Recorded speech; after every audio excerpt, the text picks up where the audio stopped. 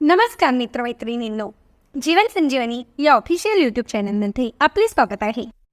आपण बऱ्याच वेळेस पाहतो वातावरणात बदल झाला, थंडी चालू झाली की आपल्याला वातांचे जे त्रास आहेत ते डोकेवर काढायला लागतात.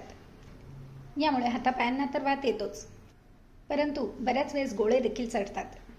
हातपाय वाकडे तिकडे होतात, हाडे दुखतात, काहीही करण्याची इच्छा होत नाही आणि जर यातच गोळा चढला तर जीव अगदी कासावीस होतो. तर असो, वातांचे विकार जर आपल्याला होत असतील तर या वात विकारांपासून घरच्या घरी सुटका करण्यासाठी अगदी साधा सोपा घरगुती आणि अत्यंत प्रभावी असा नॅचरल आणि अगदी जुनाट व भरभरून फायदा देणारा असा उपाय आज मी आपल्यासाठी घेऊन आले आहे, ज्यामुळे वात विकार बरे होण्यास तर मदत होतेच, परंतु गोळे चढणे देखील बंद होण्यास यामुळे मदत होणार आहे.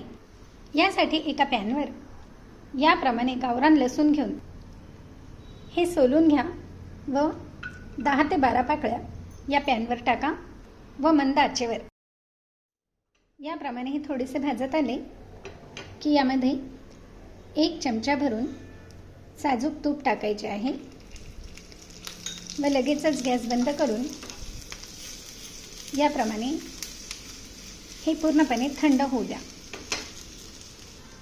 आणि येथे आपण अर्धा कप भरून कोमट पाणी घेतले आहे. या पाण्यामध्ये अगदी 2 चुटकी भरून सुंठ पावडर टाका आणि यातच 1 चमचा भरून गूळ टाकायचे आहे. येथे मी गुळाची पावडर घेतली आहे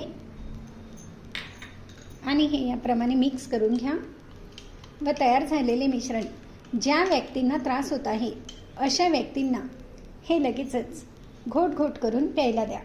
आणि यानंतर ही जी लसूण पाकळी आहे ना, ही लसूण पाकळी या 2 घ्यायच्या आहेत व 2 लसूण पाकळ्या आपल्या लाळेबरोबर मिक्स होतील याप्रमाणे चावून चावून खायला द्या.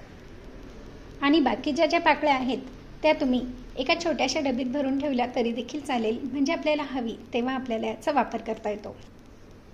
आणि हा उपाय ज्यावेळेस त्रास होत असेल त्यावेळेस देखील तुम्ही करू शकतात, किंवा कायम तुम्हाला त्रास होत असेल तर दररोज सकाळी उपाशी पोटी हे दोन्हीही उपाय जर तुम्ही केले ना तर अवघ्या 3 दिवसात तुम्हाला लगेच फायदा जाणवेल. आणि 7 दिवस जर तुम्ही हा उपाय केला, 7 दिवसात तर वाताचे विकार पूर्णपणे बरे होण्यास मदत होते. अगदी जुनाट व रामबाण उपाय असल्यामुळे यापासून कुठल्याही प्रकारे साईड इफेक्ट होणार नाही, तर फायदा पूर्णपणे होणार आहे. धन्यवाद.